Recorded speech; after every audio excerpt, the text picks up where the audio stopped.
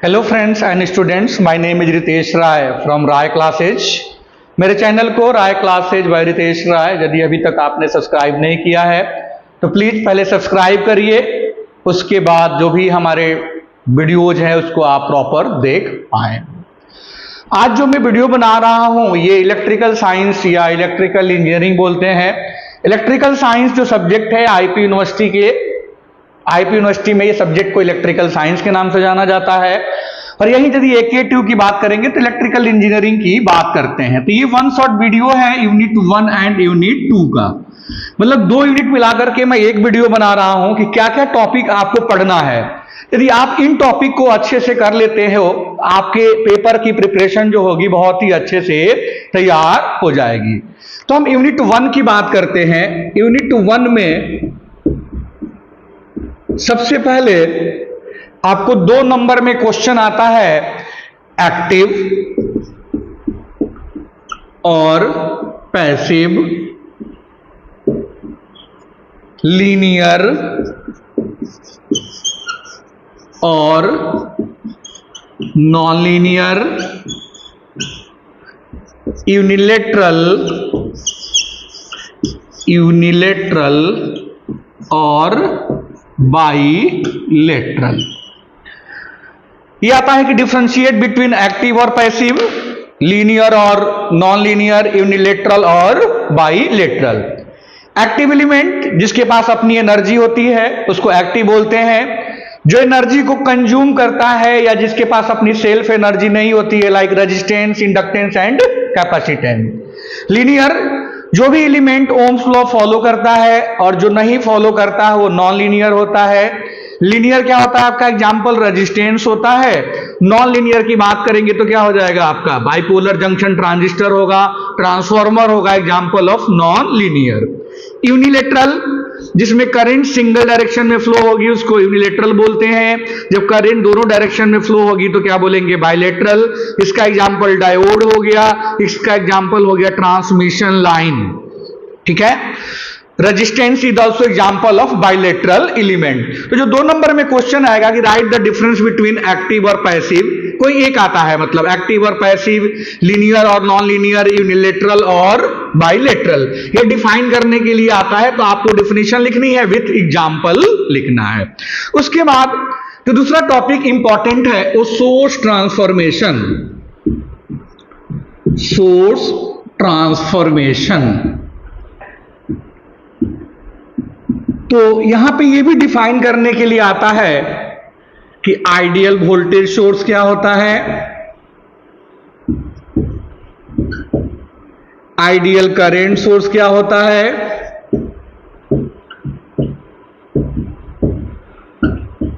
Then यहीं पे ideal voltage, ideal के बाद प्रैक्टिकल वोल्टेज सोर्स क्या होता है और प्रैक्टिकल करंट सोर्स आता है। यहीं पे एक चीज और है डिपेंडेंट एंड इंडिपेंडेंट सोर्स। तो ये मेरे आप यदि डिटेल में जाना चाहो तो मेरे राय क्लासेज बाय रितेश राय के प्लेलिस्ट में जाओगे आप तो इलेक्ट्रिकल साइंस के जो प्लेलिस्ट में इलेक्ट्रिकल साइंस से जो लिस्ट है उसमें आपको सारी चीजें पूरी डिटेल में मिल जाएगी। मैं यहां पे आपको समरी बता दे रहा हूं कि कौन कौन से टॉपिक इंपॉर्टेंट है और कितनी आसानी से आप रिवीजन कर पाओगे। आइडियल वोल्टेज की जब भी बात करते हैं वहां पे source voltage is equal to क्या होता है लोड वोल्टेज और इसकी रेजिस्टेंस की वैल्यू क्या होती है 0 होती है।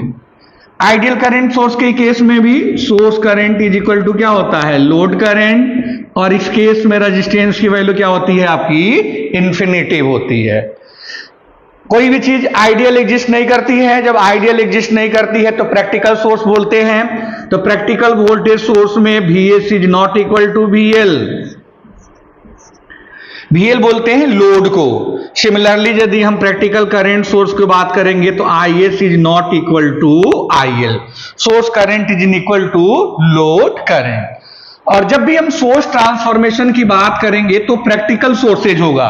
जो भी हम स्टडी करते हैं वो प्रैक्टिकल होता है। रीजन बिहाइंड है कि आइडियल रियल में एग्जिस्ट, मतलब प्रैक्टिकल एग्जिस्ट करता ही नहीं है आइडियल सोर्सेज। तो हम जो भी स्टडी करते हैं वो प्रैक्टिकल होता है। तो सोर्स ट्रांसफॉर्मेशन क्या है? सोर्स ट्रांसफॉर्मेशन मतलब in which condition voltage source is converted into current source and current source is converted into voltage source. तो वोल्टेज सोर्स को करंट सोर्स में हम तब कन्वर्ट करते हैं when a voltage source is connected with series resistance, then we can convert voltage source into current source with parallel resistance. Similarly इसका just opposite है, when a current source is connected with parallel resistance, then we can convert current source into voltage source with series resistance, और दोनों के case में resistance की value क्या होगी आपकी? सेम होगी। अब इसके बाद जो इंपॉर्टेंट टॉपिक है सबसे ज्यादा है, explain state and explain maximum power transfer theorem। maximum power transfer theorem ये बहुत ही इंपॉर्टेंट टॉपिक है। इसका स्टेटमेंट और प्रूफ दोनों आता है, जिसमें हम बोलते हैं कि जो लोड रेजिस्टेंस है वो सोर्स के इंटरनल रेजिस्टेंस या बोलते हैं आरटीएच थेवेनिन रेजिस्टेंस के क्या होना चाहिए? इक्वल होना चाहिए। तो maximum power will be transfer in a linear bilateral circuit. अब इसका प्रूफ डिटेल में जाकर के आप जाओगे तो मैंने ऑलरेडी करा रखा है। देन दूसरा क्वेश्चन इंपॉर्टेंट है, star to delta and delta to star transformation. Star to delta and delta to star transformation, ये भी डेरिवेशन है। मतलब इन दोनों डेरिवेशन में से 100% एक डेरिवेशन तो आता ही आता है। ये दोनों भी आने की पॉसिबिलिटी है, दोनों भी आता है। यदि दोनों आया तो एक तो 100% आना ही है। यदि एक नहीं आएगा तो उससे रिलेटेड न्यूमेरिकल आएगा। एक डेरिवेशन तो आएगा आएगा, यदि डेरिवेशन नहीं आएगा तो ये आपको पहली यूनिट में सबसे मोस्ट इंपॉर्टेंट टॉपिक है, very very important topic, maximum power transfer theorem and star to delta and delta to star transformation. Then आपके थ्योरम्स को स्टेटमेंट याद होना चाहिए, जो भी थ्योरम है, लाइक आपके superposition theorem, superposition theorem, like Thevenin theorem, like Norton's theorem, like KCL and KVL, like mesh and nodal analysis।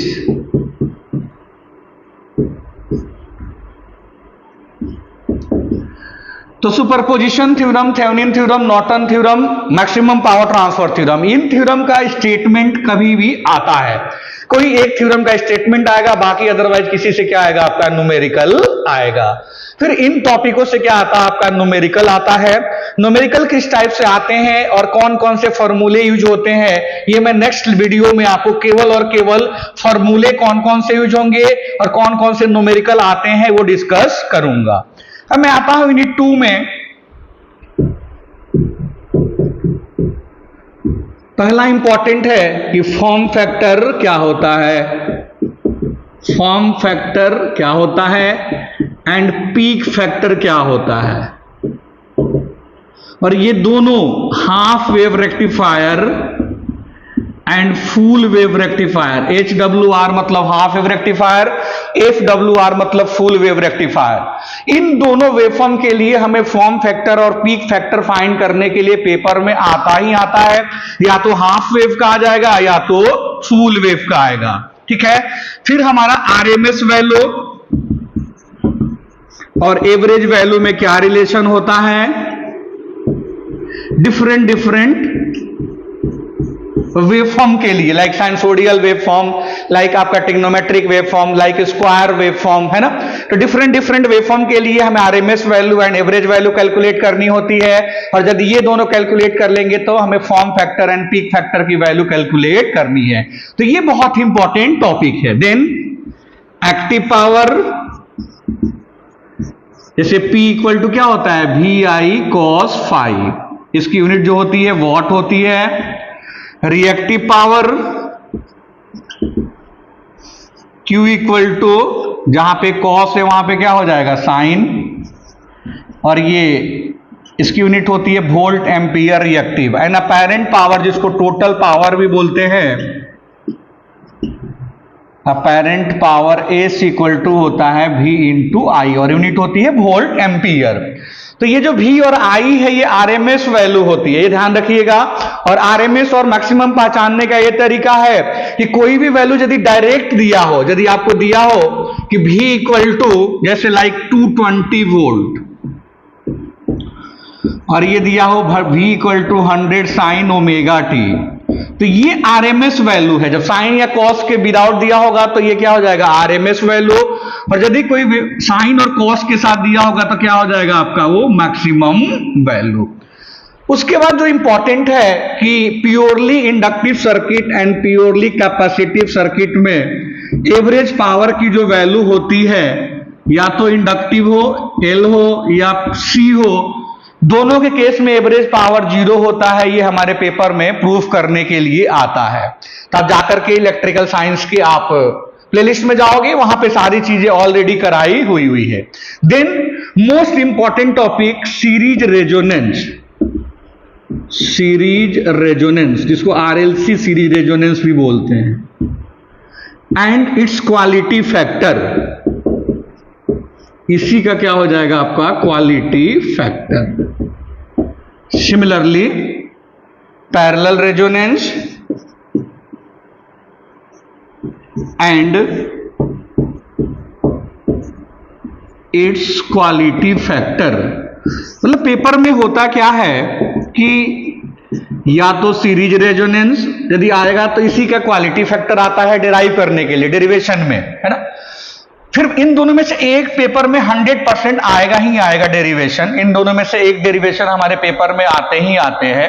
और यदि एक नहीं आएगा, जैसे सीरीज रेजोनेंस फ्रीक्वेंसी की वैल्यू होती है FR equal to 1/2 pi under root LC, ये डेरिवेशन करने के लिए। और क्वालिटी फैक्टर क्या होता है QF equal to under root 1/R under root L/C। Parallel resonance में 1/2 pi under root 1/LC minus R square by L square. और क्वालिटी फैक्टर की वैल्यू जो होती है दोनों के केस में क्या होती है आपकी सेम होती है, सीरीज एज वेल एज। तो इनसे रिलेटेड न्यूमेरिकल आता है, या तो एक डेरिवेशन आएगा और एक से रिलेटेड क्या आएगा आपका न्यूमेरिकल 100% इस टॉपिक से। और ये टॉपिक हमारे लिए बहुत ही इंपॉर्टेंट है। देन बैंडविड्थ क्या होता है,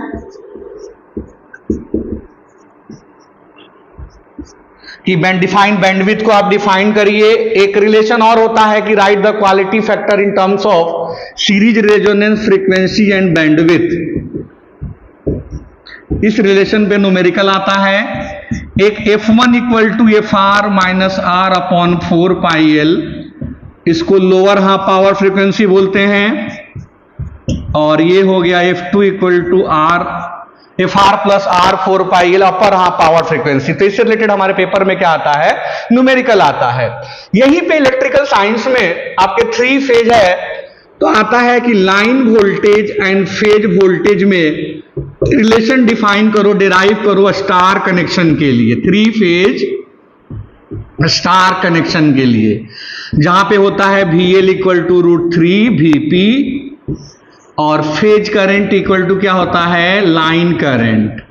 सिमिलरली डेल्टा के लिए आता है IL और IP में रिलेशन निकालिए, है ना, डेल्टा कनेक्शन के लिए 3 phase delta connection.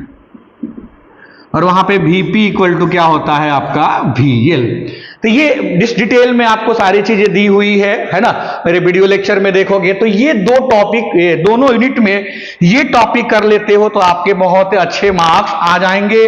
Next video में आपको सारे फॉर्मूले जो भी यूनिट 1 एंड यूनिट 2 में है तो सारे फॉर्मूले आपको एक साथ मैं लिख दूंगा, सो डैट कि आप यदि फॉर्मूले याद कर लेते हो। देखो इलेक्ट्रिकल में सबसे ज्यादा जो आता है वो न्यूमेरिकल आता है, देन डेरिवेशन आता है, देन थ्योरी आती है। थ्योरी बहुत ही कम रहती है आपकी, तो न्यूमेरिकल डायरेक्ट फॉर्मूले बेस्ड होता है। तो नेक्स्ट लेक्चर में मैं आपको ये सारी चीजें कौन कौन से आपके फॉर्मूले हैं और किस टाइप का न्यूमेरिकल आता है मैं आपको डिस्कस करूंगा। ओके, मेरा क्लासेज को प्लीज लाइक एंड सब्सक्राइब करें। Thank you.